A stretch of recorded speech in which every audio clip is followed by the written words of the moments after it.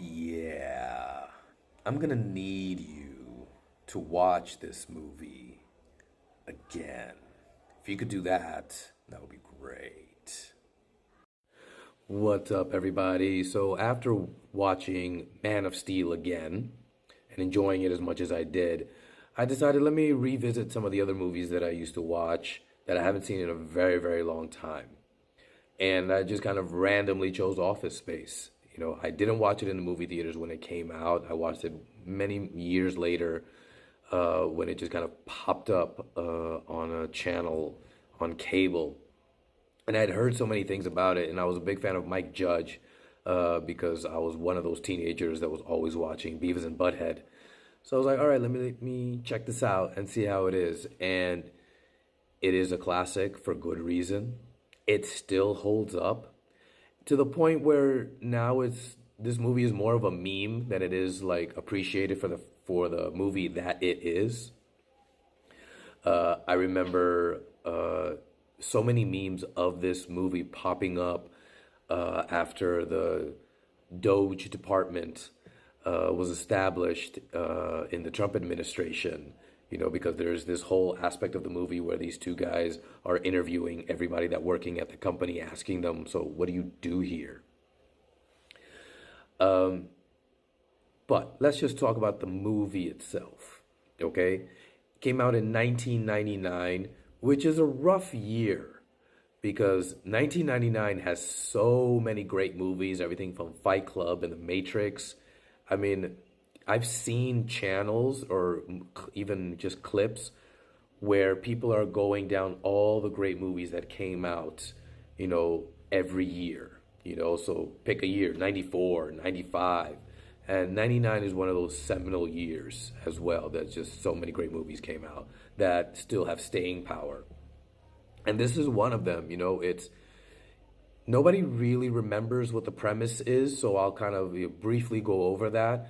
Where Peter Gibbons, played by Ron Livingston, he's working at this office for this company in a cubicle, and he's just very, very unhappy with the day-to-day work and the day-to-day grind and expectations that is required of him.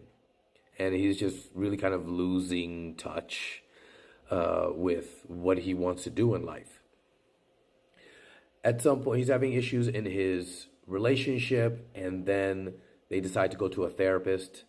The therapist hypnotizes him, and right before he brings him out of hypnosis, the therapist dies, and he is still in that mindset, of the kind of devil may care type of attitude, and he takes it along with him to work. And so instead of being like this very passive, very quiet, just going through the motions employee, now he's rebelling, but not in a disrespectful way, just in a very kind of quiet, nonchalant attitude. And then he brings his friends along as well. And then they concocted this scheme to try and steal millions of dollars from the company without being caught. And there's so many aspects of the movie that are, one is just hilariously funny, especially if you work in an office. You have that kind of boss character that Gary Cole plays, Bill Lumbergh, who is, thinks he has this status and authority and has no clue as to how his employees see him. This gets a little bit more explored in the Office TV series, that kind of whole attitude between employee and boss. And the all the other little bits of humor are just perfect, Everything from Jennifer Aniston's character with her flair, and if you've seen the movie, you know what I'm talking about. She plays a waitress in a diner type of place, and they have to wear things to kind of distinguish themselves and make themselves unique. These decorations on their uniform that they call flair. And that just kind of became a meme in it of itself as like a representation of like how much do I want to make myself known at this place of business, or am I just going to, do my work and collect my paycheck? Lumbergh himself with that. I don't know where Gary Cole got the voice for his character. I had never seen it before. I have never seen it since.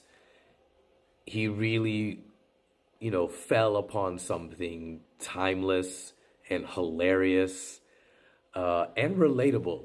Because even though your boss might not speak in the same rhythm that Lumbergh does, they probably definitely have said the same things.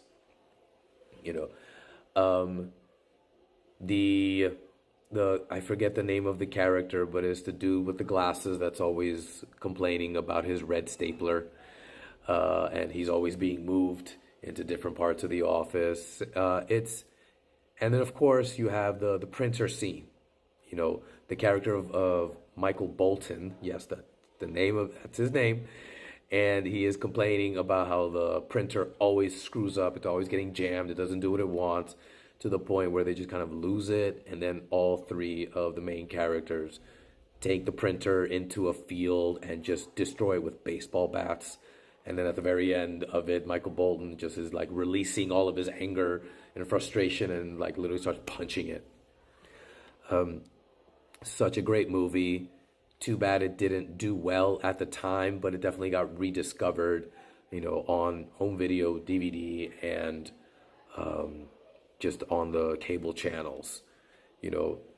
Go out and watch it. If you haven't watched it in a long time, it's a fun time. It's a great time. And if you relate to it too much, if it hits too close to home, I'm so sorry. Anyways, those are my thoughts. What about you guys? Let me know what you think in the comments below. Smash that like button, give me a follow, and I'll see you guys next time.